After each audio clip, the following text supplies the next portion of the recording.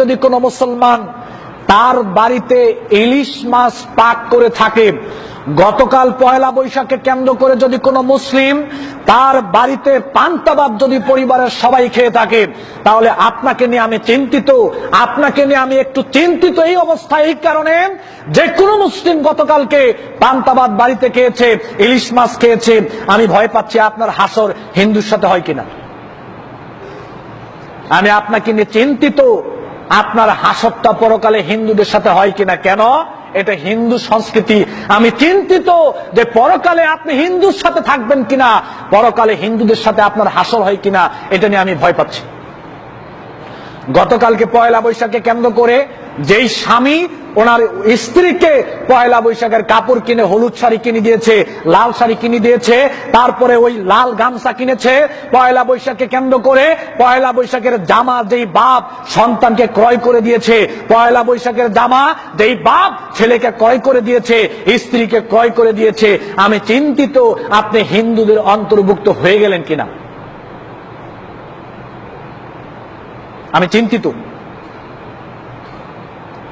পয়লা বৈশাখকে কেন্দ্র করে যেই লোক রাস্তার মধ্যে বিলবোর্ড ছাপিয়েছে, মুসলিম সন্তান, তার নাম আব্দুল্লাহ আব্দুর রহিম, ওই মুসলিম সন্তান যদি রাস্তার মধ্যে বিলবোর্ড ছাপায় পয়লা বৈশাখের শারদীয় পয়লা বৈশাখের শুভেচ্ছা, আমি চিন্তিত আপনাকে নিয়ে পরকালে আপনার হাসর হিন্দুর সাথে হয় কিনা। কোন মুসলিম ছেলে কোনদিন পয়লা বৈশাখের শুভেচ্ছা জানাতে পারে? অসম্ভব। পয়লা বৈশাখ যারা পালন করেছেন গতকাল, অথচ আপনি আজকে জুমার সালাতের মুসল্লি। পয়লা বৈশাখ গতকালকে যারা পালন করেছেন, অথচ আজকে আপনি মুসলিম, ওই সালাতের আপনি মুসল্লি। আমি আপনাকে নিয়ে ভয় পাচ্ছি আপনার হাসর পরকালে হিন্দুদের সাথে হয় কিনা। যেহেতু আল্লাহ নবী বলছেন, মান তাশাব্বাহা বিকাউমিন ফাহুয়া মিনহুম, যে জাতি অন্য জাতির সংস্কৃতি পালন করবে সে তাদের অন্তর্ভুক্ত। আল মানউ মা মান আহাব্বা, যে যাকে ভালোবাসবে, যার সংস্কৃতিকে যে ভালোবাসবে, তার হাসর তার সাথে হবে। বিপদে পড়ে গেছেন যারা গতকালকে পয়লা বৈশাখ পালন করেছেন। আজই আপনাকে তওবা করতে হবে।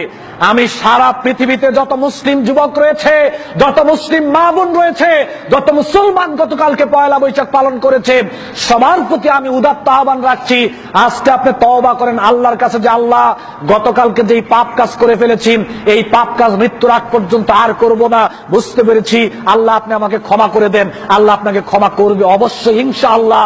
আপনি আল্লাহর কাছে ক্ষমা চান। আর যদি আল্লাহর কাছে ক্ষমা না চান, জুমার সালাত আদায় করলেও লাভ নাই।